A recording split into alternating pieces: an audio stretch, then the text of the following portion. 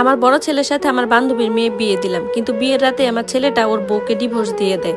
আমি এই জন্য ছেলের উপর রাগ করে ছেলেকে বাড়ি থেকে বের করে দিলাম। আর মেয়েটার সাথে আমার দ্বিতীয় ছেলে বিয়ে দিলাম। বিয়ের দিন রাতে সেও তাকে ডিভোর্স দিল। এই রহস্য উদ্ঘাটন করার জন্য আমি জোর করে মেয়েটাকে আমার তৃতীয় ছেলের সাথে বিয়ে দিলাম। সেদিন আমি নিজেই বর সেজে বাসর ঘরে বসেছিলাম। আমি যখনই বাসর ঘরে ঢুকলাম, সেটা যা দেখতে পেলাম তাতে আমার পায়ের নিচের মাটি সরে গেছিল। কারণ ওই মেয়েটা তো আমি সীমা, আমি পেশায় একজন ডাক্তার। আমার তো ভোরবেলায় হাঁটতে যাওয়ার অভ্যাস ছিল। এদিকে আমার শাশুড়ি আমার সাথে হাঁটতে যেত, কিন্তু শাশুড়ির সাথে যখন হাঁটতে যেতাম 10 মিনিট পর সেও রাস্তা বদল করে কোথাও একটা চলে যেত, 1 ঘন্টা পর আবার ফিরে আসতো। আমার শাশুড়ি সবসময় অন্যমনস্ক থাকতেন। আমি সবসময় চাইতাম যে উনার মনের কথা শুনি, কিন্তু উনি আমাকে কিছুই শেয়ার করতেন না। একদিন হাসপাতাল থেকে ডিউটি করে বাড়ি ফেরার সময় একটা জেলখানার সামনে আমার শাশুড়িকে দাঁড়িয়ে থাকতে দেখলাম।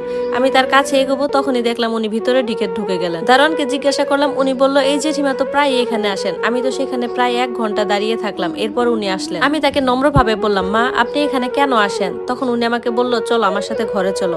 এরপর বাড়িতে গেলাম। বাড়িতে গেলে উনি আমাকে ওনার জীবনের গল্প শোনালেন। উনি বলতে লাগলেন, আমার বিয়ে হয়েছে অনেক বড় পরিবারে, আর বিয়ের পর আমার 4টা ছেলে সন্তান হয়। সে কারণে ওই পরিবারের সবাই আমাকে অনেক মূল্যায়ন করতো। আমার ছোট ছেলে বয়স যখন 1 বছর, তখন আমার স্বামী মারা যায়। আমার স্বামী মারা যাওয়ার পর তার ব্যবসা প্রতিষ্ঠান যা কিছু আছে সবকিছু আমি নিজেই সামলাতাম। এরপর আমার বড় ছেলে বয়স যখন 20 বছর হয়, তখন আমার প্রাণের প্রিয় পছন্দের বান্ধবী তার মেয়েকে নিয়ে আমাদের বাড়িতে আসে। আমার বান্ধবীর আর্থিক অবস্থা খারাপ হওয়ার কারণে তার মেয়ে রিমাকে আমি আমার কাছেই রেখে দিই। এরপর মাঝে মাঝে ওকে আমি আর্থিকভাবে সাহায্যও করি। একদিন আমার বান্ধবী আমাকে বলল, তুমি আমার মেয়ে রিমাকে যেহেতু এতই ভালোবাসো, তাহলে তুমি তাকে নিজের করে নাও না কেন? তখন আমি তাকে একটু অবাক হয়ে বললাম, কিভাবে? তখন সে বলতেছে, কেন, তোমার বড় ছেলের সাথে আমার মেয়েটার বিয়ে দিয়ে দাও। আমিও রাজি হয়ে গেলাম, কারণ এরকম হাতে গড়া মেয়ে কোথায় পাবো বলেন তো।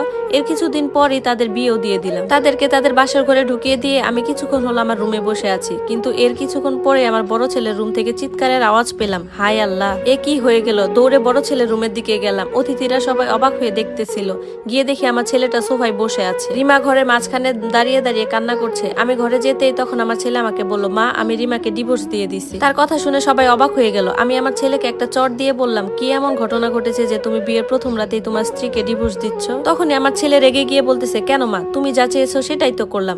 আমি তো রেগে গিয়ে আমার ছেলেকে বাড়ি থেকে বের করে দিলাম। রিমার কাছে গিয়ে জিজ্ঞাসা করলাম, তখন সে বলল সে নাকি কিছুই জানে না। আমি তো এটাই ভাবতে পারতেছি না যে আমার এরকম বুঝদার ছেলে কিভাবে এই কাজটা করতে পারলো। এরপর দিন আমার বান্ধবী আর তার স্বামী চিৎকার শুরু করে দিল বাড়িতে যে তারা এই ডিভোর্সি মেয়েকে নিয়ে কোথায় যাবে। তখনই রিমা তার বাবা মাকে বলল যে সে আমাকে ছেড়ে কোথাও যাবে না। আমিও তাকে নিজের মেয়ের মতো করে আমার কাছে রেখে দিলাম। এর কিছুদিন পরে আমার সবার ছোট যে ছেলেটা ছিল সে অ্যাক্সিডেন্টে মারা যায়। ও মারা যাওয়ার পর মনে হচ্ছিল আমার কোমরটাই যেন ভেঙে গেল। এই সময় রিমা আমার পাশে ছিল, ও আমাকে সবসময় সান্ত্বনা দিত। এরপর হঠাৎ আমার বান্ধবী এসে আমাকে আবার বলল আমি যেন রিমাকে আমার দ্বিতীয় ছেলের সাথে বিয়ে দিই। এই কথা শুনে আমি তো আমার একটু মনে মনে খুশি হলাম, আর দ্বিতীয় ছেলের কাছ থেকে ওর অনুমতি নিলাম। সেও বিয়েতে রাজি ছিল, ছেলেটারও বিয়েতে ভালোই আগ্রহী ছিল। এরপর আমি তাদেরকে বিয়ে দিলাম। বিয়ে দেওয়ার পর আমি মনে মনে একটাই চিন্তা করতেছিলাম যে কখন না জানি কি হয়। আমার সন্দেহ ঠিক হলো। আমার দ্বিতীয় ছেলেটা বাসর রাতে একইভাবে চিৎকার করে উঠলো। সেও রিমাকে ডিভোর্স দিয়ে দিল। আমি আমার ছেলের কাছে যখন জিজ্ঞাসা করলাম ডিভোর্স দেওয়ার কারণ কি, তখন সে কিছুই বলল না। সে নিজে থেকে বাড়ি থেকে বেরিয়ে গেল। আমি তো হতবাক হয়ে গেলাম। সবাই বলতে লাগলো আমাদের পরিবারে হয়তো বা কোনো কুনজর লেগেছে, না হলে কিভাবে প্রত্যেকটা ছেলের সাথে এরকম হতে পারে। এবার আমার সন্দেহ হতে লাগলো আসলে দোষটা কার হতে পারে। অদ্ভুত ব্যাপার হলো, রিমা কিন্তু এবারও তার বাবা মার সাথে যায়নি, আমার সাথেই থেকে গেল। কিন্তু এবার রিমা ঘরে সবসময় দরজা লাগিয়ে থাকতো। একদিন আমি হাসপাতালে যাওয়ার সময় দেখলাম রাস্তায় আমার বড় ছেলে কোনো একটা মেয়ের সাথে রাগারাগি করতেছে।